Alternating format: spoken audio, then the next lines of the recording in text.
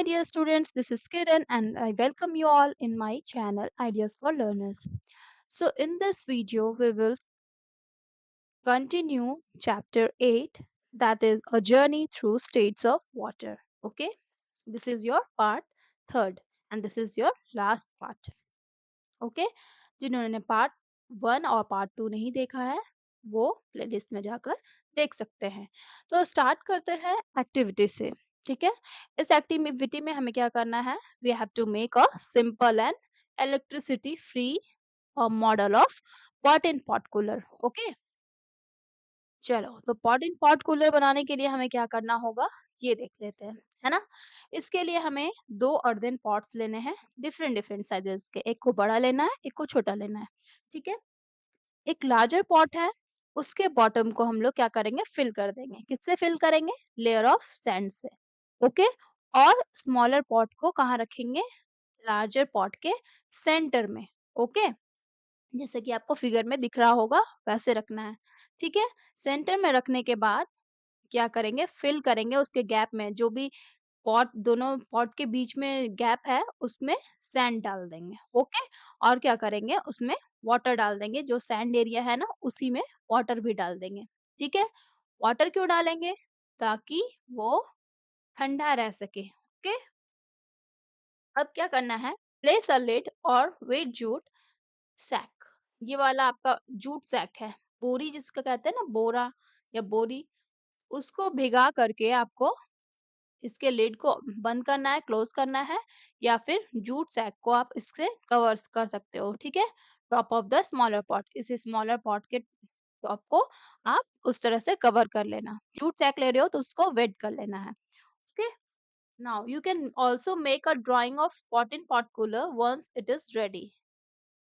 इसका ड्राइंग भी बना सकते हो पॉट इन पॉट कूलर का, लाइक दिस। ओके, ये एक आपका बड़ा सा पॉट है, अर्दन पॉट, ये गमला के टाइप का है। ठीक है, और ये आपका छोटा वाला पॉट है जो इसके सेंटर में रखा गया है, और इधर साइड्स में क्या हुआ है, सैंड्स फिल है, जिसको पानी से भिगा दिया गया है। ओके, चलिए अब क्या करना है, allow 4 to 5 years of the mini pot in pot cooler to cool down. आप 4-5 घंटे के लिए इसको छोड़ देना है ना। को इसमें कुछ-कुछ रखना है, कुछ-कुछ आप फ्रूट्स, वेजिटेबल्स रख सकते हो। Okay, now the time range can be influenced by many conditions. Time range जो है, जैसे 4 टू 5 इयर्स इसमें कहा गया है, बहुत सारे जिस तरह का आपका अर्दन पॉट है, जिसमें उसमें किस तरह का क्ले वगैरह, मिट्टी वगैरह यूज़ हुआ है, ठीक है? उसमें टाइम रेंज जो है आपका डिफ़र करेगा, उससे भी इन्फ्लुएंस होता है। ठीक है? आप सैंड किस टाइप का डाल रहे हो, है ना? वो कितना देर तक वो गीला रह रहा है, वाटर को कितना एब्ज़ॉर्ब कर पा रहा है, ये सब चीज़ जो है, टाइम रेंज आपका इन्फ्लुएंस होता है इन सब चीज़ों से, मतलब इन सब चीज़ों में डिपेंड करता है। अब क्या करना है, उतना देर आप उसको छोड़ देना, उसके बाद आप ऑब्ज़र्व करना and discuss how it creates a cooling effect inside the pots. वो तो क्या है, ये जो आपका फ्रेश फ्रूट्स वगैरह जो है वो फ्रेश हो जाएगी, एकदम ठंडी हो जाएगी, है ना। तो ऐसा कैसे होगा, उसमें कूलिंग इफेक्ट कहाँ से आया, ये चीज हमें डिस्कस करना है, इसी को ऑब्जर्व करना है ना। चलिए, some keep some vegetables and fruits in it and observe for a week on daily basis to check for the freshness of the vegetables and fruits kept inside the cooler. You will have to add water regularly to keep the sand moist. ठीक है, आप इसमें कुछ vegetables, fruits वगैरह रख दो और एक वीक के लिए इसको डेली बेसिस पे ऑब्जर्व करना है ना, और चेक करना कि फ्रेश वेजिटेबल्स जो हैं और फ्रूट्स जो है वो फ्रेश है कि नहीं, है ना। देन आपको क्या करना होगा, उस सैंड में, जब आपका जो सैंड है उसको आपको मॉइस्ट रखना होगा, मतलब जब भी वो आपको ऐसा लगे कि वो ड्राई हो रहा है तो उसमें आपको वाटर ऐड करना पड़ेगा और उसको वेट करना पड़ेगा। ठीक है, ताकि सैंड जो है मॉइस्ट होता रहे, क्योंकि सैंड क्या कर रहा है, एब्जॉर्ब कर रहा है वाटर को, और साथ ही साथ कुछ वाटर जो है इवापोरेट भी हो रहा है। इवापोरेशन की वजह से क्या हो रहा है, वहां पे कूलिंग इफेक्ट जनरेट हो रहा है। ठीक है, इसलिए वाटर यहाँ पे आपका सैंड को मॉइस्ट करने के लिए यूज हो रहा है, और सैंड मॉइस्ट हो रहा है तभी जाके वो कूल कर पा रहा है। ओके, अब आपको इस पॉट एंड पॉट कूलर से ये बताना है कि उसमें जो रखे वेजिटेबल्स और फ्रूट्स है वो कितने टाइम तक के लिए, कितने दिन के लिए वो फ्रेश रह पाते हैं। ठीक है। Now what are the conditions which can affect the number of these days, what else can be used in place of sand for better cooling. देखिए, तो पूछा जा रहा है कि और कौन-कौन से कंडीशंस है जो कि मतलब इसमें कितने दिन के लिए फ्रेश रह रहा है, वो नंबर ऑफ डेज़ जो है वो अफेक्टेड हो रहे हैं और कौन-कौन से कंडीशंस हैं। जैसे कि आपका सैंड ड्राई ज़्यादा ज़्यादा अगर ड्राई आप रख दे रहे हो, वेट नहीं कर पा रहे हो, तो उससे अफेक्टेड होगा, उस कंडीशन से मॉइस्ट सैंड चाहिए आपको उसमें, ठीक है? और क्या है आपका जो पॉट है, पॉट आपका पॉट में क्ले जो यूज़ हो रहा है, वो किस तरह का क्ले यूज़ हो रहा है, ये सब चीज़ उसमें वो सारे कंडीशंस अफ़ेक्ट करेंगे, कितने नंबर ऑफ डेज़ वो फ्रेश रख पाता है फ्रूट्स और वेजिटेबल्स को। ओके? और क्या-क्या कंडीशंस हो सकते हैं? जैसे कि हो गया आपका टेम्परेचर, ठीक है? अगर हॉट सनी डे है, तो उस वक़्त आपका हो सकता है कि नंबर ऑफ डेज़ अफ़ेक्टेड होंगे, उसमें आपका कुछ ही दिनों तक के लिए वो फ्रेश रख पाएगा फ्रूट को और वेजिटेबल्स को, ओके? क्योंकि टेम्परेचर हाई करने पे क्या होता है, इवेपोरेशन रेट ज़्यादा हो जाएगा, जल्दी हो जाएगा, तो मतलब जल्दी-जल्दी वाटर इवेपोरेट होने लगेगा, जल्दी-जल्दी सूखने लगेगा। तो जैसे ही सैंड आपका ड्राई होगा, तो ड्राई होने के वजह से क्या होगा, वहाँ पे कूलिंग वो नहीं कर पाएगा, है ना? क्योंकि वो ड्राई हो चुका तो कूलिंग इफ़ेक्ट इवेपोरेट हो चुका, तो कूलिंग इफ़ेक्ट स्टॉप हो जाएगा, बंद हो जाएगा, ओके? दूसरा बात और क्या हो सकता है, ह्यूमिडिटी हो सकता है ना? ह्यूमिडिटी में क्या होता है कि आपका मॉइस्चर आपका बाहर जितना ज़्यादा होगा, उतना कम इवेपोरेशन होगा। यहाँ हमारा इवेपोरेशन से रिलेटेड है ये, क्योंकि जितना इवेपोरेट होगा, इवेपोरेशन करेगा, उतना वो कूलिंग करेगा। जैसे ही आपका इवेपोरेशन का रेट घट रहा है, ह्यूमिडिटी बढ़ने के कारण क्या होगा? इवेपोरेशन का रेट घट जाएगा, इवेपोरेशन आपका स्लो हो जाएगा, है ना? तो इसके वजह से क्या होता है, इसमें भी नंबर ऑफ डेज़ में इफ़ेक्ट होगा, ओके? और किस चीज़ में हो सकता है? वही मैं बताई जो सैंड आपका ड्राई हो सकता है या फिर कुछ ऐसे आप लोग और भी बहुत सारे कंडीशंस लिख सकते हो जिसमें इवेपोरेशन रेट जो है वो घटेगा बढ़ेगा ना, वो सारे कंडीशंस को आप इसमें लिख सकते हो, ओके? नाउ अब इस सैंड के प्लेस पे हम लोग क्या यूज़ कर सकते हैं? तो सैंड की जगह पे हम लोग चारकोल यूज़ कर सकते हैं, है ना? चारकोल यूज़ कर सकते हैं या फिर कोकोनट फाइबर जो आपका नारियल का छिलका होता है वो या फिर वुड का डस्ट, सॉडस्ट यूज़ कर सकते हैं, है ना? वो सब में क्या होता है, पानी को वो लोग एब्ज़ॉर्ब कर लेता है, हाइली पोरस होता है और मॉइस्चर रिटेंशन होता है उसके पास। जैसे चारकोल हो गया, चारकोल आपका लकड़ी का जला हुआ, ठीक है, कोयला, वो हो गया। वो सब चीज़ आप लोग रख सकते हो या फिर सिंपली इसमें पेबल्स रख देना और वाटर रख देना, डाल देना वाटर पूरा, तो उससे भी क्या होगा आपका मतलब वाटरी मतलब वो सरफेस आपका वाटरी होना चाहिए ताकि इवेपोरेशन आपका होता रहे। जब वाट मॉइस्चर वहाँ पे प्रेज़ेंट होगा तो इवेपोरेशन होगा, है ना? और उससे कूलिंग इफ़ेक्ट जनरेट होगा, ओके? तो आप लोग ऐसे-ऐसे सब्सटेंस को रख सकते हो, ओके? ये इसी को कहा जाता है सुराही। In summers surahi is used to keep water cold. इसी टेक्निक को यूज़ करके सुराही बनाया गया, ठीक है? सुराही में इसी तरह से इसी मैकेनिज़्म के थ्रू क्या होता है इसमें पानी जो है आपका वो कोल्ड होता है, ठंडा होता है। तो इसीलिए समर्स में हम लोग सुराही यूज़ करते हैं, ओके? अभी नहीं यूज़ करते हैं, लेकिन अभी तो फ्रीज़ का टाइम आ गया है, तो सब कोई रेफ्रिजरेटर यूज़ करते हैं। लेकिन पहले के टाइम में वहाँ पे आपका घड़ा यूज़ होता था, सुराही यूज़ होता था, है ना? ताकि पानी को ठंडा रखा जा सके, ओके? अभी भी आपको बहुत से घरों में मिल जाएगा, बहुत से गाँव वगैरह में मिल जाएगा, है ना? नाउ 8.7 में बढ़ते हैं, how do clouds give us rain? Clouds कैसे हमें रेन देती है? Okay? Condensation plays a significant role in the process of bringing evaporated water back to the earth's surface. Condensation एक इम्पॉर्टेंट रोल प्ले करता है। कैसे? ये क्या करता है, वाटर वेपर जो प्रेजेंट होता है उसको वाटर ड्रॉपलेट्स में वो कन्वर्ट कर देता है, ठीक है? और ये वाटर ड्रॉपलेट्स जब क्लाउड्स में बहुत ज्यादा हो जाता है इसका अमाउंट, तो वही क्या होता है नीचे back to the earth surface में वो आ जाता है, ठीक है? तो जो भी इवापोरेटेड वाटर था जो कि ऊपर गया एटमॉस्फेयर में, क्लाउड्स में चला गया और क्लाउड्स से फिर बाद में आपके अर्थ सरफेस में आ रहा है। ये कैसे आ रहा है? This is due to condensation. So condensation एक अहमियत रोल जो है वो प्ले करता है to bring the evaporated water back to the earth's surface. Okay, now how does this happen? कैसे होता है ये? When air moves higher above the earth's surface it becomes cooler.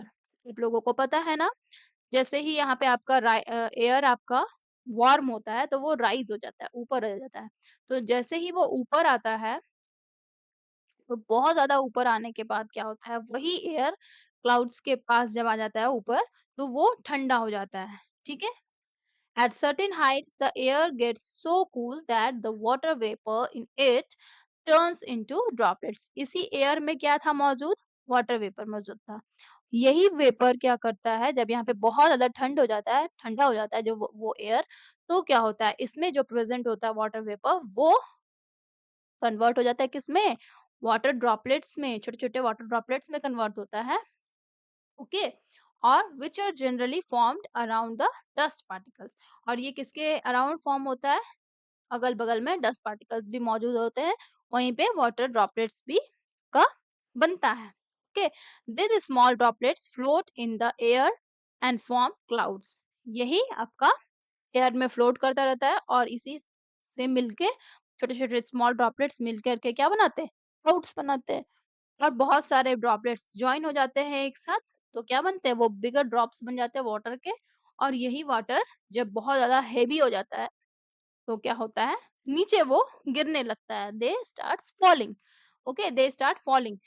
These falling of water drops are what we call as rain. Okay, तो इसी को हम लोग क्या बोलते हैं? रेन। ये जो फॉलिंग होता है वाटर ड्रॉप, वाटर का ड्रॉप्स जो फॉल होता है, उसी को हम लोग क्या बोलते हैं? रेन कहते हैं, बारिश कहते हैं। ओके, आपको समझ में आया कंडेंसेशन का रोल? अब देखिए, why does air containing water vapor go up in the atmosphere? ठीक है, एटमॉस्फेयर क्या है?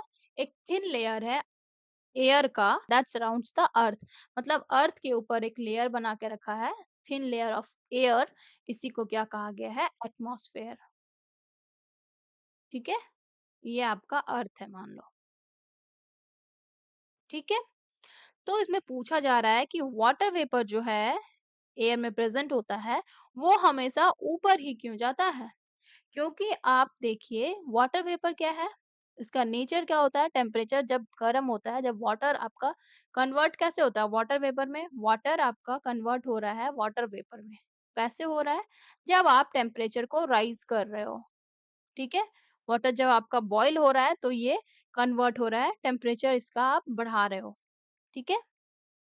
तो टेम्परेचर बढ़ने के कारण क्या हो रहा है? वाटर वेपर आपका गर्म एयर, एक टाइप का ये एयर हो गया, ठीक है? और जिसमें मॉइस्चर प्रेज़ेंट हो वैसा एयर, और साथ ही क्या है, इसका टेम्परेचर हाई है, क्योंकि ये टेम्परेचर हाई करने पे बन रहा है, तो जो एयर जब आपका वार्म होने लगता है तो क्या होता है? वो राइज़ करने लगता है, तो धीरे-धीरे ऊपर चला जाता है। जब भी आपका हवा गर्म होगा ना, तो सीधे वो ऊपर चला जाएगा, ठीक है? क्योंकि वो लेस डेंस हो जाएगा और सीधे ऊपर जाके एक्सपैंड हो जाता है, ठीक है? इसलिए हमेशा वो ऊपर जाता है, up in the atmosphere. Okay. Now, as we know, gas balloons containing lighter gases go up in the air. Similarly, water vapor is lighter than air, causing it to rise. Okay. जैसे gas balloons में lighter gases भरे होते हैं ना, तो वो ऊपर चला जाता है, उसको आप जैसे ही छोड़ोगे तो सीधे ऊपर चला जाता है। वैसे ही वाटर वेपर जो होता है वो एयर से लाइटर होता है, इसीलिए वो क्या होता है? वो राइज़ होने लगता है और साथ ही उसका टेम्परेचर भी ज़्यादा होता है, तो इस वज़ह से भी वो राइज़ होता है। वार्म एयर जब भी रहेगा ना, तो वो राइज़ ही होगा, ओके? और कुछ-कुछ कंडीशंस में जो आपका रेन था, जैसे वाटर ड्रॉपलेट्स बन के वो नीचे आ रहा है हेवी होने के बाद, तो उसको हम लोग रेन कह रहे हैं।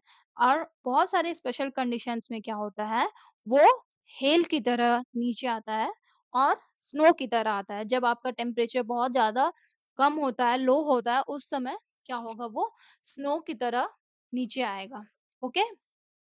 Now, Avi enjoys the rain and creates a poem. You can complete the poem and present it in your class. अभी इस तरह का पोएम ये लिखती है, ठीक है, और रेन को एंजॉय करती है। अब आपको इस पोएम को कंप्लीट करना है और प्रेजेंट करना है अपने क्लास में, ठीक है। ये बोल रही है, I wonder, oh I wonder so which part does water choose to go, I wonder, oh I wonder so when does it snow, I wonder, oh I got a wonder call, how does rain fall। तो आप इधर देख रहे होगे इसका जो rhyming scheme है वो मैच कर रहा है ना। ये आपका ए है तो ये ए है, ये भी ए है, ये भी ए है। ये कॉल हो गया बी, इसका बी, इसका प्रोनाउंसिएशन डिफरेंट हो गया। तो आपका इसका rhyming scheme A B B इस तरह से है। आप इसका जब भी लिखोगे ना तो हो सके तो आप इसका लास्ट 2 वर्ड्स को राइमिंग करना, है ना? लास्ट 2 वर्ड्स जैसे कॉल, फॉल, सो, स्नो, सो, गो, है ना? आपका डे, वे, ये आपका मैच हो रहा है। तो इस तरह से आप लास्ट 2 वर्ड्स को मैच करके राइमिंग के फॉर्म में लिखना। ओके, यहाँ पे सेंटेंसेस फॉर्म करना जिसमें आपके राइमिंग स्कीम फॉलो हो। ओके, चलिए अब बढ़ते हैं आगे। यहाँ पे एक एक्टिविटी आपको करना है जिसमें क्या आपको दिखाना है the role of dust particles in the formation of clouds. Okay, इसमें क्या करना है, एक आपको पुराना 1 लीटर का प्लास्टिक बॉटल लेना है, ठीक है? खाली बॉटल को आप ले लेना, उसमें 1 कप वाटर आपको डाल देना है।